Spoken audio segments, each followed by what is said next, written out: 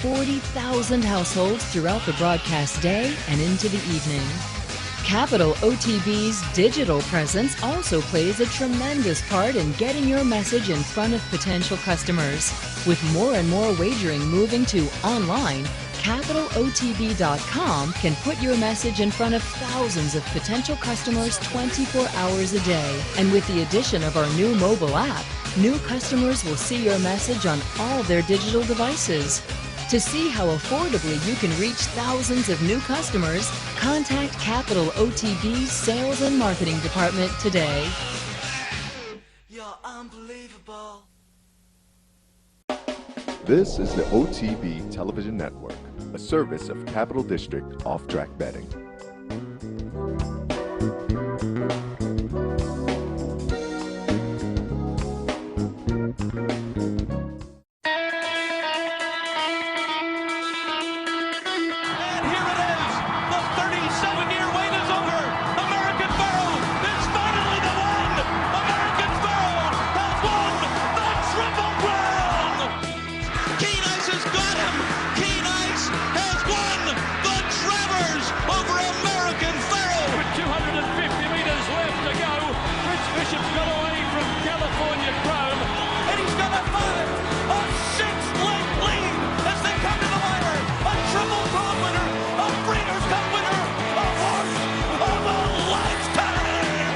Broadcasting live from the Capital OTB studios, this is Racing Across America with Seth Merrow.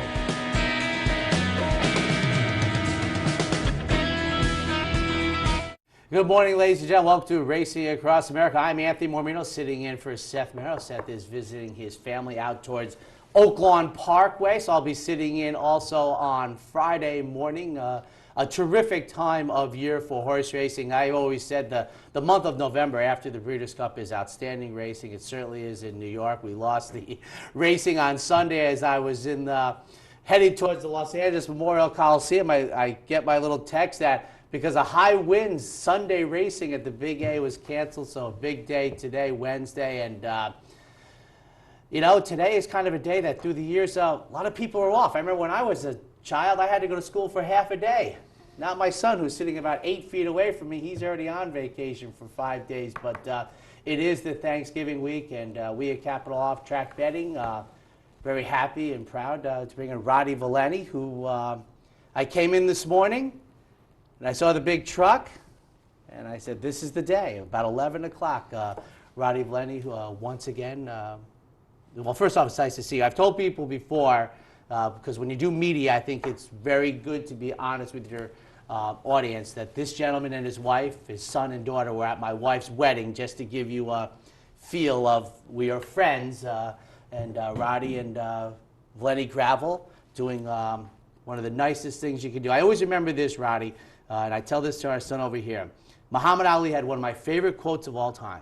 What you give in life is the rent you pay in heaven.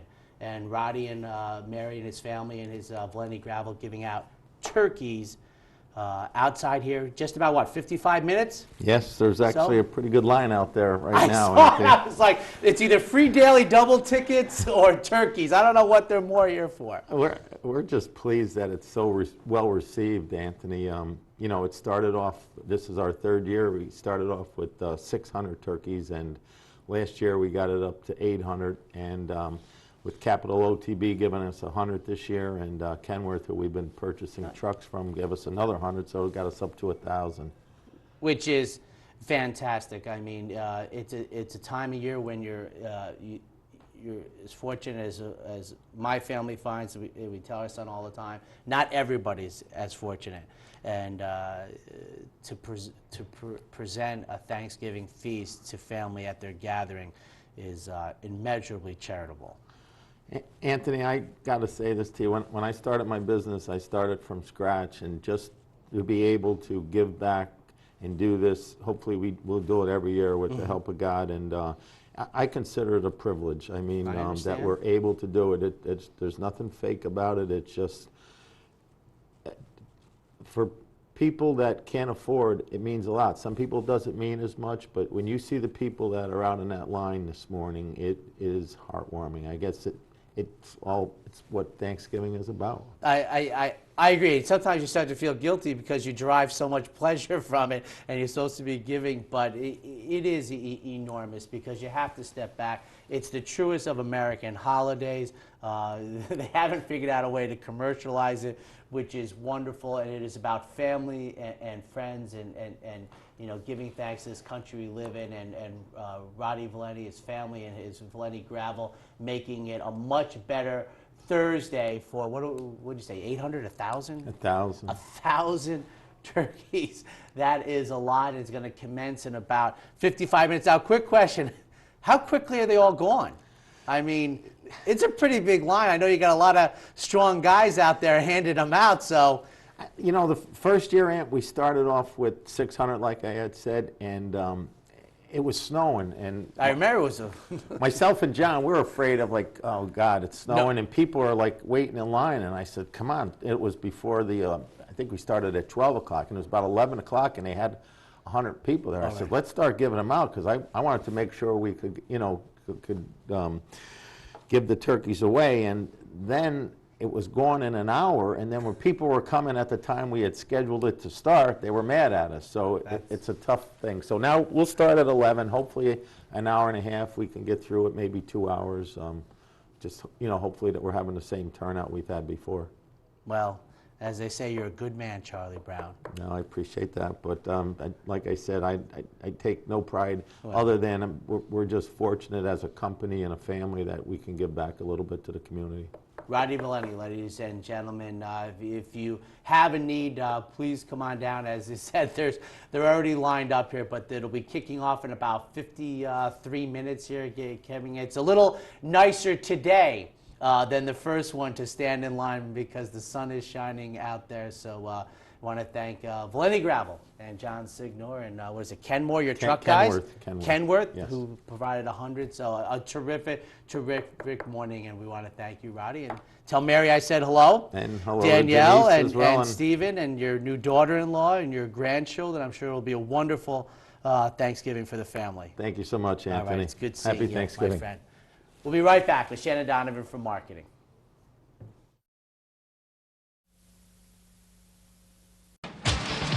Hey, race fans, head down to the all-new Clubhouse Racebook and get in the game. With live horse racing on more than 250 flat-screen TVs, state-of-the-art wagering terminals, fantastic food and drinks, an amazing Vegas-style atmosphere with seating for nearly 900 of your closest friends. Conveniently located at 711 Central Avenue, right off Exit 5 of I-90 in Albany, the Clubhouse Racebook is the better choice. No matter where in the world you are, the excitement of wagering on horse racing is just a click away. CapitalOTB.com offers live streaming, past performances, race replays, our virtual tote board, analysis and selections from professional handicappers, and a simple, safe, and secure wagering platform. And best of all, you get track prices. Going on now, it's Bet 50, Get 50. Simply open a Capital Bets account, bet $50, and get $50 cash back. CapitalOTB.com. Log on today. We had started it 2 years ago, and to me it's a privilege to be able to do this, and I mean that sincerely. And we see the need for it more and more, and when you do see the people that are in line for the turkeys, it makes it all well worth it. In a recent study of some of the top online wagering sites, Capital OTB won big in total player rewards, far surpassing some of the best-known wagering sites in America. While other rewards programs simply offer you points redeemable for gift cards, Capital OTB's rebates are paid to you in actual cash. Plus, Capital OTB gives you full and immediate access to your money. So if all you're getting now are points and gift cards, join Capital OTB Player Rewards today and get cash back. Visit CapitalOTBBet.com and sign up today. The championship horse racing continues at Capital OTB.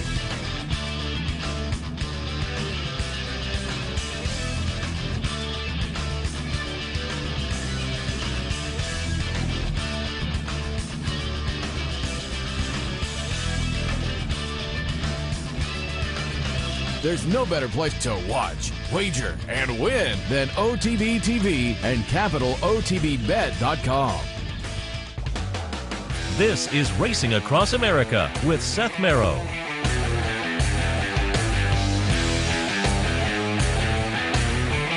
And welcome back, ladies and gentlemen, Racing Across America on Thanksgiving Eve. Always a big, big weekend in the world of horse racing. Actually, probably the last big one before kind of a quiet December, and then into January, you get the 3-year-olds coming up, the Kentucky Derby wagering pool. The horses were already announced.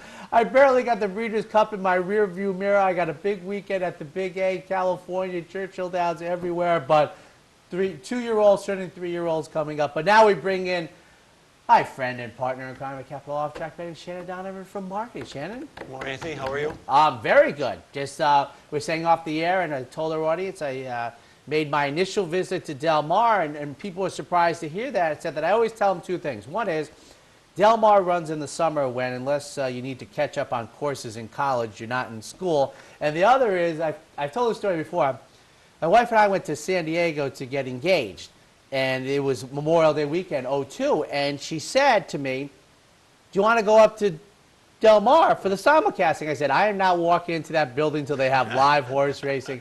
And Saturday I got to see the Bob Hope and Bob Baffert 2-year-old that I saw was one of the 23 individual horses listed, so I got to Del Mar. Cannot wait to go back. Well, now that, the good thing with Del Mar is now you got the fall meet, because usually, they only had the summer meet, and that was it. Summer meet hits right smack during Saratoga, so most people, they choose to be here at Saratoga versus at Del Mar. And so many sorts, people in this area, horse racing fans, they say, well, I'd love to go to Del Mar, but it's in the middle of Saratoga. So. And the thing that, as Saratoga got longer and longer, and I got to be, a full-fledged adult, it never worked. And not that it's a conspiracy, but our son, who's off to my right here, now it's like there used to be 2 days of racing, excuse me, after Saratoga closed. Del Mar would run on Wednesday.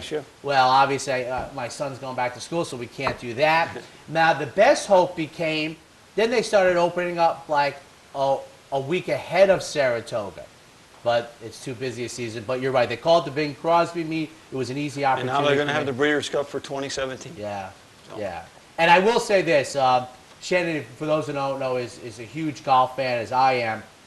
Now having gone to Del Mar, Shannon, I think of it like when Marion hosted the U.S. Open a couple years ago. Marion's a small place, great golf course, but not much land. And I was thinking that just came back from San Diego, where I think they reported over 70,000 for the Breeders' Cup on Saturday. You can't have 70,000 at Del Mar. Well, the hard part with the Breeders' Cup is you have so many owners and trainers. And you got big groups as far as owners, so, and you got 185 horses running between the 2 days. That's what we had this past year at Santa Anita. So that's where the problem becomes, because they have to, number one, they have to cater to the owners and trainers. Absolutely. And take care of the horsemen. Absolutely. So, and that's where the difficulty is going to be coming into play. And as from a marketing standpoint, you talk about doing business, you have to balance the idea of a comfortable, good experience for the customers that get in from making money. And that's what they have to decide. And speaking of making money, as such, there's things going on at Capital Off-Track Betting, as we said, in about 46 minutes. The annual turkey giveaway from the Valenti Group will commence. Other stuff going on, Shannon? Yeah, other things, and we're always giving back, and it's great what's happening here in a little while at the clubhouse for the 3rd annual turkey giveaway. But we're continually doing things promotion-wise, giving back to the horse player, giving back to the community. And to kick it off, we're going to have a happy hour bankroll here on Friday, Black Friday. So if you want to avoid, all the shopping areas, just come in. We're going to have there's some ball games on that afternoon, along with some great horse racing. And Mr. Marmino will have a $500 bankroll. So stop by, get a chance to participate on the bankroll team, and have some fun here at the Clubhouse Racebook. And it's always it's great, the horse racing this weekend, quite honestly. In New York, it's kind of the last. It's the last grade one until the Wood Memorial, but the racing is great. You got the Clark at Churchill Downs. Yes, I saw that F&X is going to try and repeat. Good luck. So there's great racing on Friday. So we'll take some free swings, and if we get lucky, it's the holidays. Probably, other than pre-Saratoga, there's probably never a good time for a bankroll to get lucky than kicking off the holiday season. So that will be Friday afternoon, as you said, just a But that's a tradition we've done the last few years. Is we always do a bankroll in a special event here on Black Friday, because we know there's a lot of guys They want to avoid the shopping in the malls and all that because that's where everyone else is. So come in and enjoy the ball games and also some great racing. All right. I also see here on the 26th, that'll be Saturday. Are you going to be up in Gloversville or Mike? I'll be there in Gloversville. We're doing a tribute appreciation day to the winner of our branch tournament that we had leading up to the Breeders' Cup, the Win and You're In. And this gentleman survived all 6 weeks of the brackets. And congratulations to Paul McVean from Gloversville. And we'll do an appreciation celebration day in his honor there at the branch. All sorts of prizes, giveaways at the door, food, and be a handicapping contest as well. Now, we were talking, now a couple of weeks ago, before it even commenced, that bracket idea for the contest, it was just a great idea. I mean, Shannon laid it out for me. I go, that's terrific. That is a great idea. So we got a nice horse statue with his name and complimented Cabo to be handicapping champion 2016. So me and the director will present that trophy to him right there at the branch. So kudos there. On Sunday we have football Sundays as per usual. Be a couple fewer games because we have 3 on Thursday, but football Sundays at the race book. And the other one that, boy, I'll tell you, Shannon, it's been around our whole life. It's out here. I saw it now through December 12th. The Toys for Tot programs, the United States Marines and Capital Off-Track Betting. Yeah, once again, it's something that we love doing. And just remember, it's an unwrapped gift. So stop by. The box will be here till December 12th. And once again, it's another item that we love giving back to the community on. And it's an unwrapped toy. So if you have the privilege to do that, please do so. And it all goes to a great cause. Absolutely. I mean, we have Thanksgiving.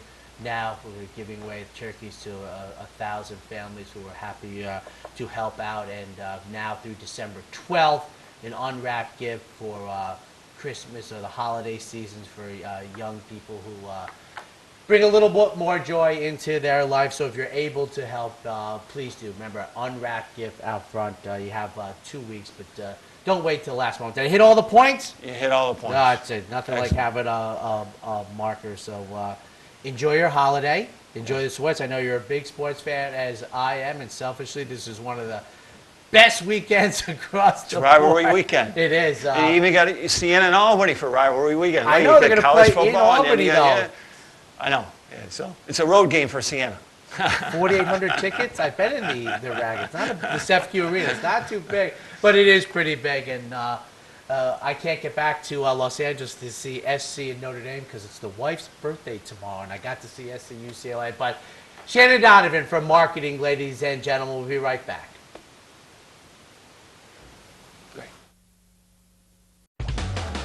This is Racing Across Now I have America Jeremy Plonk, with Seth right? Merrow.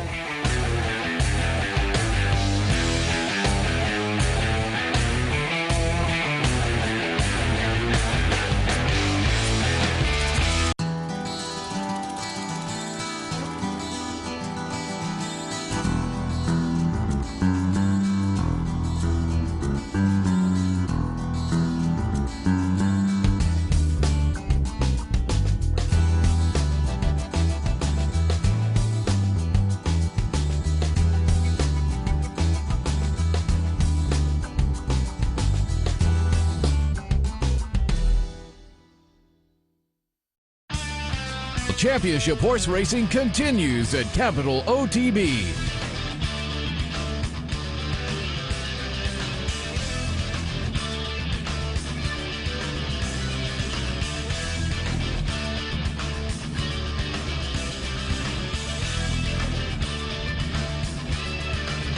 There's no better place to watch, wager, and win than OTB TV and CapitalOTBBet.com.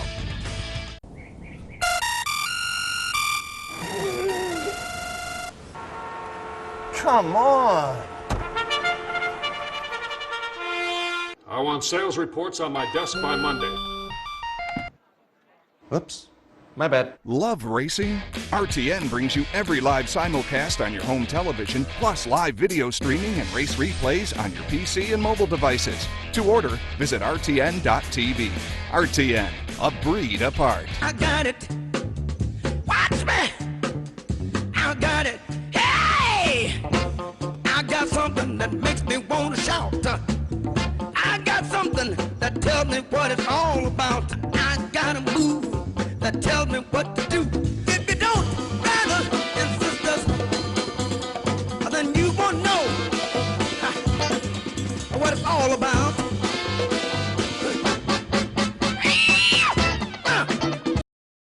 Welcome back, ladies and gentlemen, to Racing Across America. I'm Anthony Mormino, sitting in for Seth Merrill. We'll also be doing this on Friday. No show tomorrow for the holiday. Please get out there and enjoy it. Your families and friends, and watch horse racing on the network. Obviously, football will be around. And on Friday, this program will come to you at 9 a.m. Remember, earlier cards, especially in New York, on Thanksgiving and on Friday. So Racing Across America will be coming to you at 9 a.m. on Friday. No show tomorrow. And from horseplayernow.com, Jeremy Plonk. And Jeremy, my good fortune is it seems like the few times I sit in for Seth, I get one of the most passionate guys in horse racing on. How are you? Well, I appreciate the kind words. It's good to be with you, Anthony. And you know, anytime we get to talk racing, there's good reason to be passionate. We've got great racing this time of year. I agree with you. As a 53-year-old who's been around as 21 years of age when the Breeders' Cup kicked off, and it's my favorite day or days in racing. But I still remind people that, you know, quite honestly, through Thanksgiving, the racing is great. Last weekend, you had the big weekend at Laurel on Saturday, and at Delta Downs. I was out at Del Mar's Bing Crosby meet watching all the live action. We had a big day in New York, and obviously the holiday weekend, terrific racing. The last Grade 1 in New York into the Wood Memorial. And when Seth sent me the rundown, Jeremy, and I knew we would be in this spot together, I started doing some prep work because I know your Chase to the Crown is a big thing for you, and you're so on top of it. And what do I see on my text message? That my pick in the Breeders' Cup Juvenile is out and has been retired. Yeah, not this time. Out of the running for anything, you know. You know, it's one of those things where they say it's a soft tissue injury, and it's not something that's, you know, life-threatening to the horse, but they want to preserve the stallion career.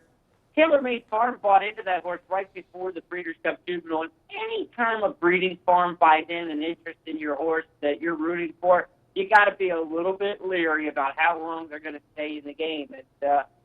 Not this guy. Ran really big out of Santa Anita in running second to Classic Empire, and he probably would have been D1. I think he would have been my #1 ranked horse in Countdown to the Crown, which debuted the first Friday of every new year. So the first Friday of January here in 2017, he would have been on top. Now we get to research a little more. I mean, Classic Empire obviously has done nothing wrong. It makes a lot of sense. But I really thought Bontes Time had a specialness about him, the brother to St. Liam, in good hands with Dale Romans. He had won over the track at Churchill. There was just a lot to like about him as a Kentucky Derby prospect. Unfortunately, we have to regroup. But, you know, to be honest with you, over the last several years, Anthony, we have been very, very fortunate that major players haven't fallen off the trail. I mean, a lot of the top horses that were Breeders' Cup horses were still top horses come Derby Day in the past 2 or 3 years. That wasn't the case for most of the last decade. So we're kind of back to the way things were 3 or 4 years ago. We got spoiled the last couple. I agree. You know, what was interesting about not this time is that I think Dale Romans was obviously extremely high on this horse. In the middle of September, the Churchill Downs meet, he won the Iroquois in the slop. Now, usually, Jeremy, I'm the type of person who sets aside efforts on an awful racetrack, as Churchill Downs was that day. He missed the break, he tucked inside, and he looked so dominant. The only question for me was it the slop or his talent? I thought it was about talent. Dale Romans was very confident. And now he's out. And I was thinking, Jeremy, I'm in my early 50s. I was trying to think of the last very highly thought of 2-year-old that didn't make the 3-year-old. And Grand Canyon was about the last one I could come up with. I don't know if I missed any, but well, you're absolutely right. It seems like we've been able to at least get to March and April with some of the horses we thought of as juveniles, but not this time. And Classic Empire, I'm sure, will be the juvenile champ, and now we're going to have to start looking elsewhere. Yeah, and, you know, this one didn't even make it to December, so you are talking about an early departure, you know. And at least you think, okay, well, if there's a little problem, you keep them over the winter. Things are a little bit quiet. These horses wouldn't be working anyway. They'd be turned out. Maybe get cranked back up in February, for something counting the youth. And you'd have a little bit more time to kind of, sift through it and see if this horse will be okay on the comeback trail. That's typically what we've seen. But again, this one with the quick rush to retirement, that at least we don't have to think out of, it's out of sight, out of mind now. We don't have to sit back and go, well, if they can make the Sam Davis at Tampa, then maybe they can still get back. There was a lot of that. Romans last year with a horse like Brody's Cause and some of the others, that we've seen over the years. You kind of, maybe they got a little bit behind during the course of the winter, and you thought, are they going to catch up? Are they going to make it in time for the big dances? We don't have to worry about that now, but I'd rather have that problem to worry about than not. In terms of, I would rather see Not This Time on the trail, obviously, because he had a chance to be a pretty good one. Right, and the one question I would have, because if you downloaded the Kentucky Derby future wager, it says scratch number 16, Not This Time. But since he had a slot, Jeremy, had they posted a morning line price on him? They did. This is the bad thing about this. They sent out the press release that the Derby future wager was open, the pools were open, the pools would be open, and then 5 minutes later came the news that Not This Time was out. So what I think happened was the Not This Time people knew they were retiring the horse. They didn't notify the folks at Churchill Downs. Nobody at Churchill took the effort to make a phone call, or they got bad information when they did make a phone call. I would think if you're going to put the 23 horses in the individual interest, you would contact all 23 trainers first, make sure everybody's set. I think once they saw the press release come out that the future wager was open, they went, oh, crap, we forgot about this. In terms of notifying the folks at Churchill, he's not going to be competing. So it's a bad look all around. It should not have happened that way.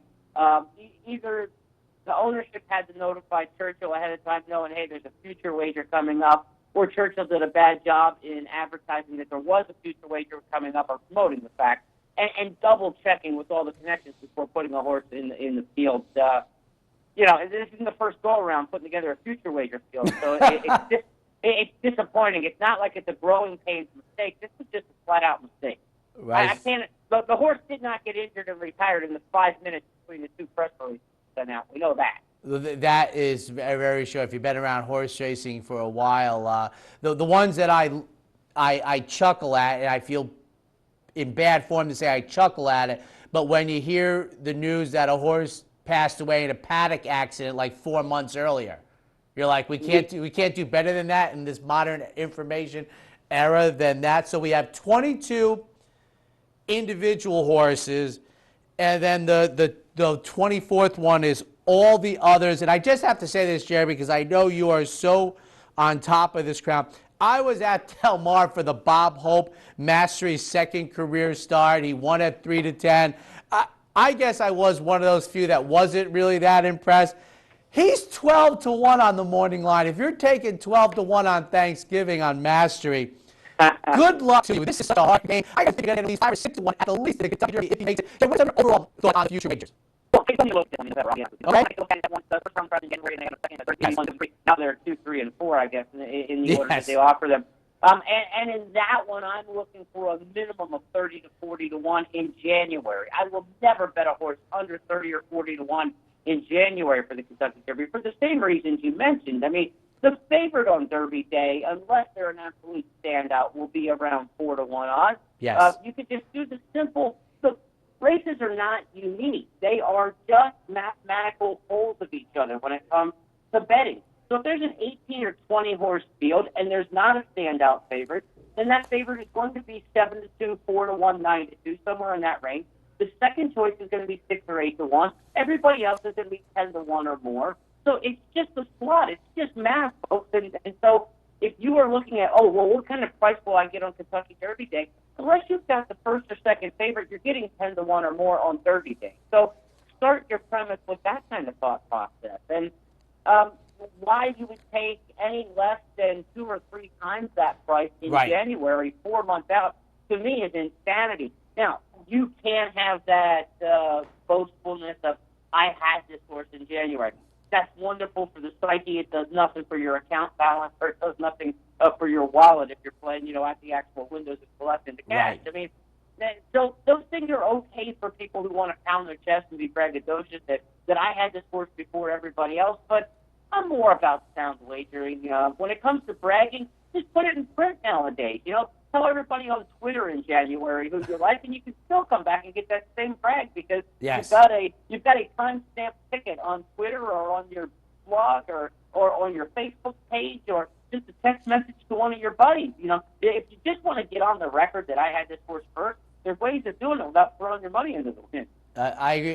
Jeremy, we're going to take a look at a couple of these 2-year-olds, good people out there. A couple, as I said, Saturday was a big stakes day, not only at Laurel, but at Delta Downs. We're going to show the folks the Delta Jackpot, the $1 million. And Jeremy, for the record, I'm sort of a believer that the Delta Jackpot was the driving force to Churchill Downs changing the graded stakes earnings to the point system. It's just a theory on mine because the Delta Jackpot winner would always have a spot under the old rules, and Gunnevera scores the victory in the 6th career start. No, I agree with you. And then by going to the point system, they take control of what races are important. The track can't just jack up their purse and become more important.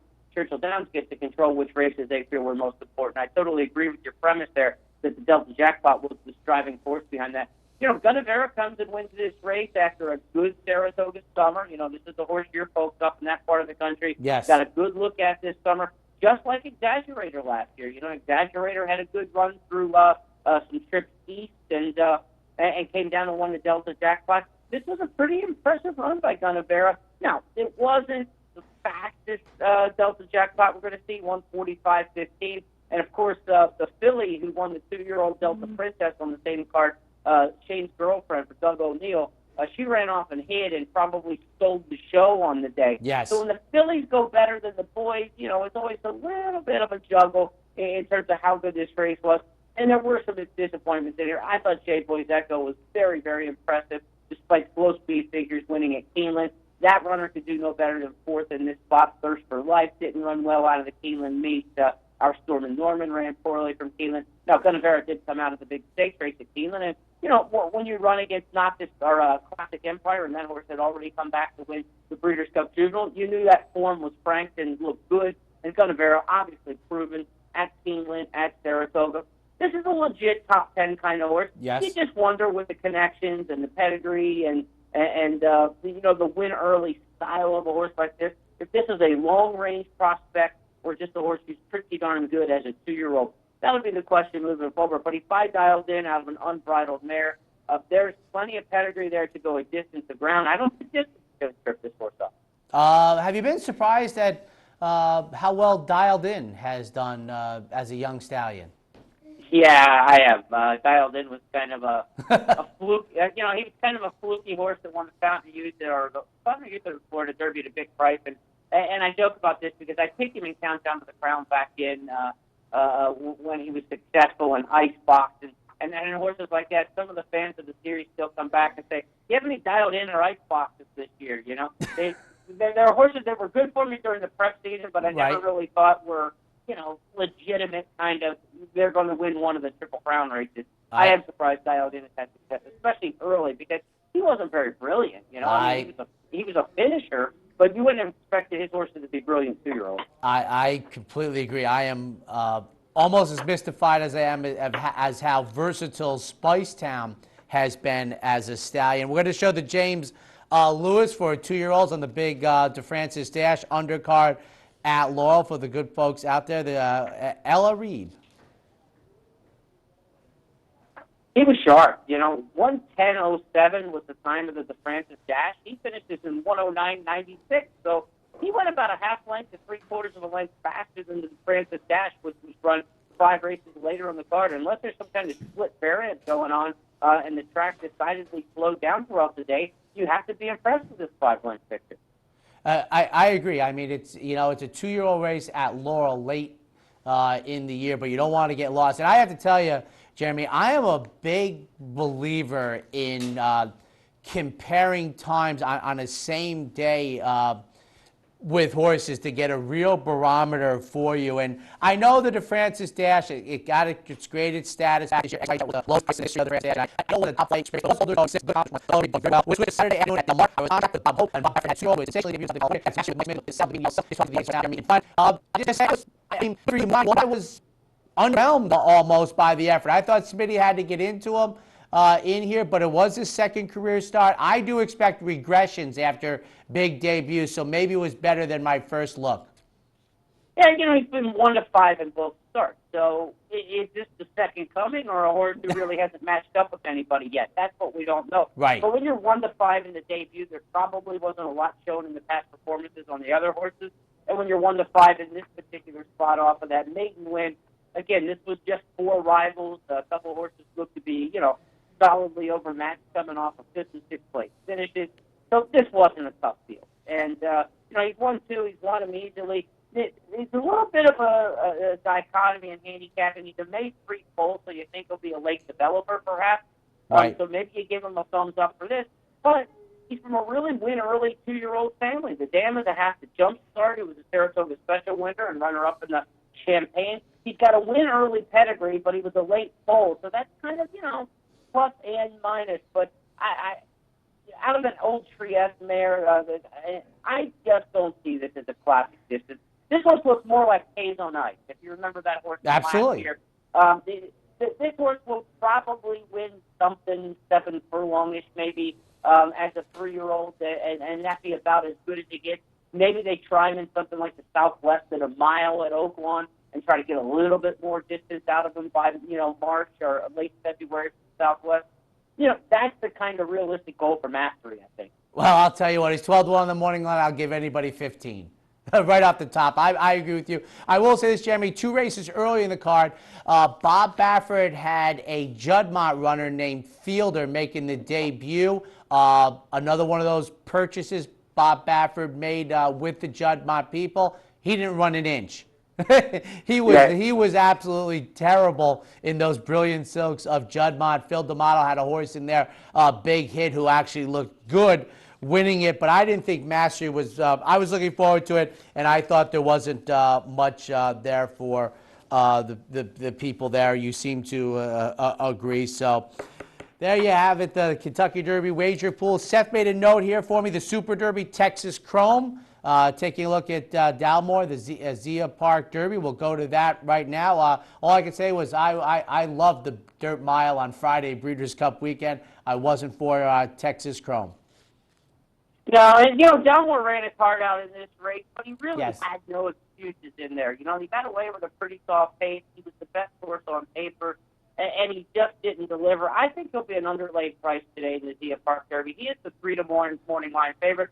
I have no qualms with him being the favorite because he's got the credentials. He won the Grade 3 Affirmed, beating Dancing Andy.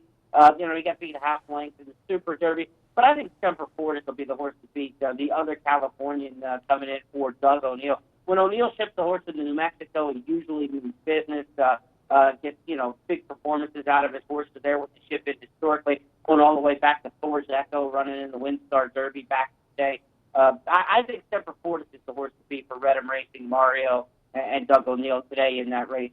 Great card at Zia Park today. Not only, a bunch of good thoroughbred stakes, but a couple of really good quarter horse stakes as well if you like to play the short liners. So, great card at Zia Park for a Wednesday, no doubt. All right. Jeremy Plonk from HorsePlayerNow.com. Enjoy your holiday weekend. It's obviously easier for guys like us to enjoy the horse racing weekend. You got East Side, you got West Side, you got the middle of the country. It's just a great 4 days of racing, even though Penn National is going to have a nice night of racing tonight. So really almost 5 days of racing, the width and breadth across the country. Jeremy, have a nice Thanksgiving with your family. Thank you so very much. And I do want to salute Ronnie Valente and what you guys are doing with turkeys up there every year. That is one of the great charitable acts. And folks with Capital OTB should be very proud of that. And God bless the Ronnie Valente. I think that's wonderful. Thank you. Jeremy Plonk, HorsePlayerNow.com. We echo those sentiments exactly. We'll be right back. I'm Mark Cassano. Join me Saturday mornings at 10 for Down the Stretch. We'll inform, analyze, and welcome in the biggest names in racing. So join me Saturday mornings at 10 for Down the Stretch, right here on the OTB Television Network. Championship horse racing continues at Capital OTB.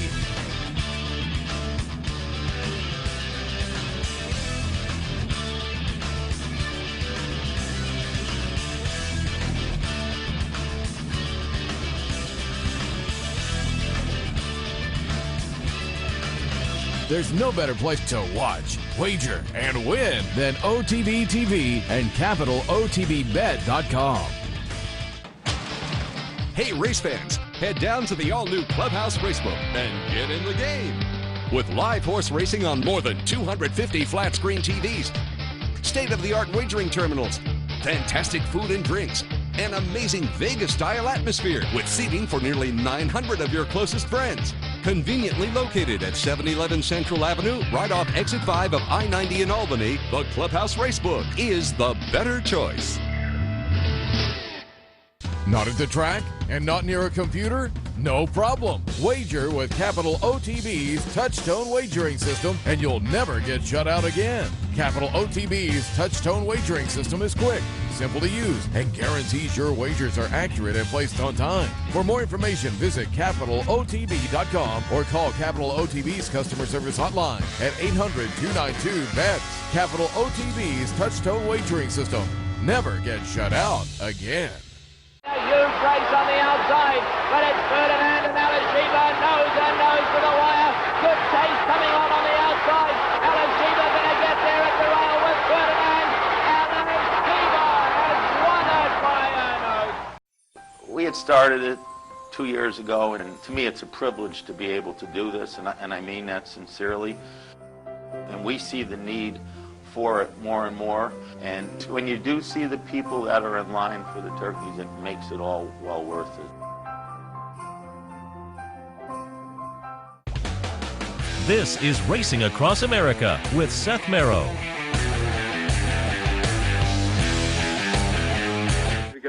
Welcome back, ladies and gentlemen. Anthony Mormino sitting in for Seth Merrow. Remember, no show tomorrow and a 9 a.m. kickoff on Friday. And more importantly, about 18 minutes, our third annual Thanksgiving turkey giveaway. It's a nicer morning out here than the first time we did this. Roddy Valenti and Valenti Gravel, his family, Capital Off Track Betting, Kenworth Trucks. And we want to note, I've been told by the guys, if you need a turkey for your family's gathering, please come down and do it quickly. Yes, we have 1,000 turkeys, but I'm told the line is very, very long already. It's going to commence in about 18 minutes at the top of the hour, 11 a.m. But please, if you have the need, feel free to come down and get your free turkey for one of the first 1,000 people. We implore you. It's our pleasure. Roddy was on at the top of the hour, and please just come on down, get in line. It's not too bad this morning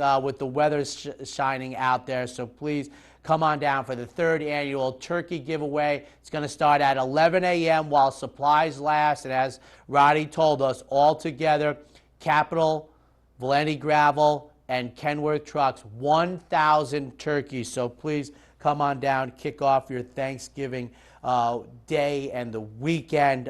If you have the need, we are happy to help. We're also happy to bring in Eric Johnston, New York City bound, the Thanksgiving Day Parade, Macy's. His child involved in that, a big thrill for any parent. We're going to take a look at Penn National. But how's the weather down there? Down at Penn, it's really nice. It's going to be in the high in the 50s today. Got a little chance of showers tomorrow, but that keeps going down every time we look at it. So I think it's going to be a great night for racing. Eric, I'll just tell you a quick story. My wife's birthday is right around this time of year. Once in a while, it falls on Thanksgiving, as it will tomorrow. But her 40th birthday was on Thanksgiving Eve. She wanted to see the parade. She had never done it. My wife is usually cold everywhere other than Scottsdale. I think it was 68 degrees for the 2004 Macy's Thanksgiving Day Parade. We got lucky there. And speaking about getting lucky, I got to say, I know it's been a couple years, but Penn National, in a way, kicks off the outstanding Thanksgiving weekend of horse racing action with a fantastic card on Thanksgiving Eve. Yeah, this is a program we started several years ago, and we've continued it for ever since. It's been a great opportunity. We're getting a little bit crowded with the Steelstown Sprint that ran out in Ohio on Monday, and you had the DeFrancis Dash earlier in the week last week, and then you have the Fall Highway coming up. But we found a nice little niche, and there's a ton of sprinters on the East Coast right now, so Yes. we're really lucky, and we're very fortunate to draw some of the best that are out there. And I saw, the second race on the card, you have 2-year-old fillies going 6 furlongs in the Blue Mountain Juvenile Stakes, so the stakes action gets underway pretty quickly. But the Fabulous Strike, we have a race to show the folks in here. We remember Fabulous Strike coming into New York years ago. We're going to show them the New Jersey breeders from Monmouth Park when the weather was a little warmer. This was day after Travers, August 28th. Troublicious in here. We're going to give the people a good look. And I got to tell you, Eric, up until about 3 years ago, I didn't know who the stallion Hey Chubb was, but I learned about him pretty quick. Yeah, and quite frankly, I'm not that up on the breeding, and then you got to marry what he's done, and he's certainly going to be in the mix of things this evening. I saw that. I do have the morning line in front of me. He's 6-1. It looks like the morning line favorite is a horse that we are very familiar with, but I know Weekend Hideaway is cross-entered in the Fall Highway in New York, and he is the 3-1 morning line favorite in the Fabulous Strike this evening. Have any word whether he's coming tonight or tomorrow? Being up here in New York, I have not heard anything definite as of right now. I mean, we're certainly hoping so, and Bill indicated earlier in the week that it was his intention to hear, but he did say that he was going to keep an eye on the Fall Highway. So we'll know better as we get closer to post time, which is kind of unique. If you remember last year, all 3 of these stakes were won by PA breds. Obviously, the Mountain or the Blue Mountain is a PA bred race, but you had Favorite Tale and then Paige McKinney, which were also PA breds. Obviously, that's not going to happen tonight. So maybe we get the Weekend Hideaway in there. We get the New York angle. Personally, I think he's probably one of the best kept secrets on the East Coast as far as sprinters go. Jumps up there and run a big third in the Vosburg. And he's just, he's knocked out over $800,000 in earnings. He's just a well-kept secret and just a dynamite horse. And I'll say this, Eric, having looked at the prospects for the Fall Highway today, Phil Serpry doesn't take advice from me, but for $200,000, I would find myself in Granville, Pennsylvania tonight. Absolutely, and he certainly fits very well in there. And but you always got to take your best shot. I mean, as you can talk about the graded and the certainly there's an esteem that comes with the Fall Highway, but money talks. A quick notice: I'm looking at the field of 11. I love any dirt racing with double-digit field size, Eric. I love. One of my favorite angles in horse racing, I call it the 4-star Dave angle because our audience is very familiar with it, the horses per courses angle. Not only have very few horses even run on the dirt at Penn National, I look at Chief Lion, who is 1-for-1, and Measured is 3-for-8. I think they're the only 2 that have won on Penn National. That I'm looking at. Sir Rockport might be the only other horse that's ever run here. Will there be a home field advantage? It never hurts. It never hurts. Measured, he's there at the track. He's trained over the track every day. Mike Salvaggio does a great job with him. Obviously, when you get to that level with that caliber of a horse, it's tough for them to get as many races at home as they'd like to. Our program's not really geared for that level of horse to be based there, but, Mike does a great job with it. He takes the shots out of town when he has to. He's coming off a win, so we're certainly rooting for the home team, that's for sure. I see, to me, awesome speed in here. Could be very dangerous. A horse that intrigues me just because I like layoffs, even though it doesn't help every day. This Imperial Hint is a big price in the Fabulous Strike field of 11, but you have 8 horses coming in who have never stepped on the dirt. I think it could be a wide open race. You talked about Measured, who is 3-for-8, and you look at the past performances.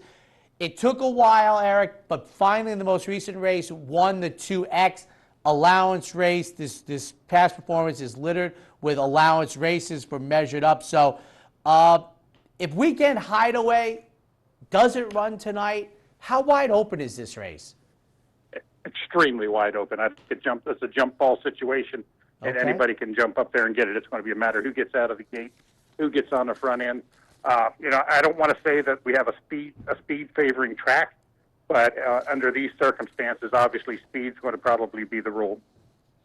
Well, that's great to know, because I will tell you, I think I'm a believer as a handicapper that bias exists more often than not, and not because I'm a conspiratorist, but I'm like, do you know how hard it is to make a racetrack even?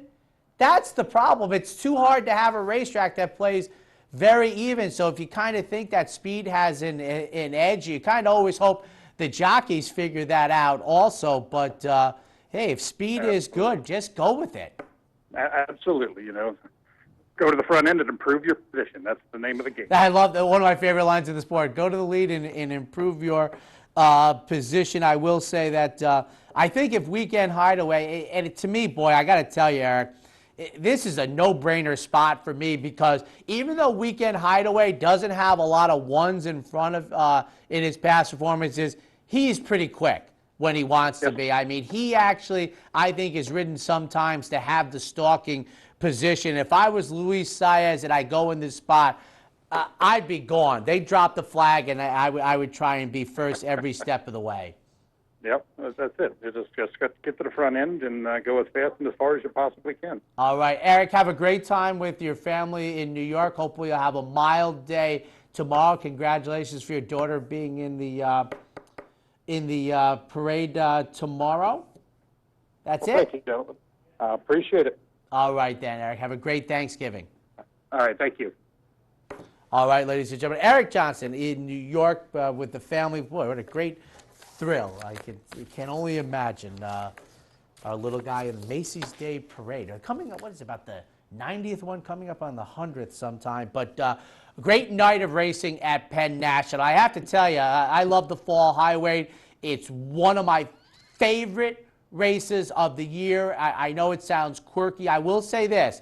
I've looked up some of the history. There was a point in time when it was the richest sprint race for older horses in my lifetime. It's just a great race. If I was Weekend Hideaway, I would want no part of the field in the Fall Highway tomorrow. I would love to be at Penn National this evening, kicking off the weekend. Also, quick note, as we lost the racing on Sunday with the high winds at the Big A, be a big carryover today.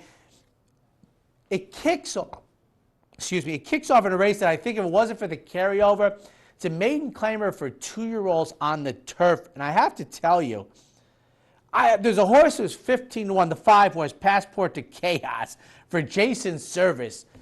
That, to me, I'm not a pick 6 player. That doesn't interest me so much, but it's a full field. It's a race that, except for the pick 6, I think would have gotten glossed over easily. But a very, very interesting horse here, the 5, who figures to be any price, is 15-1 on the morning line. But getting back to the Fall Highway tomorrow, remember, no programming tomorrow, 9 o'clock on Friday for Racing Across America. Once again, I'll be sitting in for Seth. And also, Saturday morning, the Handicappers Report will be at 8 a.m. Down the stretch will be at 9. Weekend Hideaway drew the rail in the Fall Highway. I want no part of that. I also went to NYRA.com. I thought the rules were, and I'm almost inclined enough to pick up the phone and call somebody, that you're supposed to start with the high weight at 140 and work backward.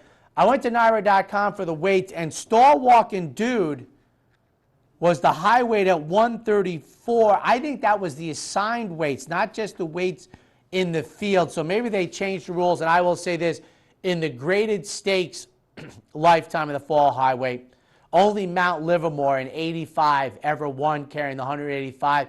And as a side note, there was a horrific accident in that race. So the high weight is up against it. And the reason I love the Fall Highway is we have so many 6 and 7 furlong races in North America. This was a 6 furlong race that had a very different component, carrying big weight. If I'm Weekend Hideaway from the rail, I want no part of this at 130. I'm on the van to Granville, Pennsylvania, and I take my chances breaking out of the gate and leading all the way. The Fall Highway is 200,000. The Fabulous Strike at Penn National is 200,000. I'd be at Penn National. I can tell you that much, ladies and gentlemen. That's tomorrow. big night of racing today. This weekend, Churchill Downs, you have FNX trying to win the Clark back-to-back. We have stakes action on Friday, the Go for Wand in New York. I will be in here previewing that. And remember, if you have the chance, we have 1,000 turkeys, but they are already lined up very strongly, but I don't think 1,000 people worth. So if you have the need, thanks to Roddy Valenti and Valenti Gravel, Kenworth Trucking, and us at Capital Off Track Betting, there are 1,000 turkey giveaway, one per household. If you have the need, it kicks off in about 4 minutes. Please come on down, 711 Central Avenue.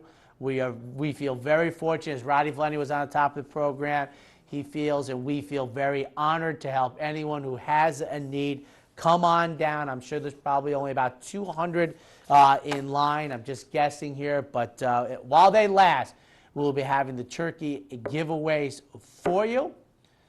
Well, that wraps up Racing Across America for Wednesday morning. Enjoy your holiday week, day, evening tonight. Be careful. Travel safely tomorrow for your friends and family. Enjoy the feast. Enjoy the horse racing. I will see you back here at 9 a.m. on Friday for Racing Across America. Happy Thanksgiving, everyone. You're watching OTB TV, a service of Capital Off Track Betting.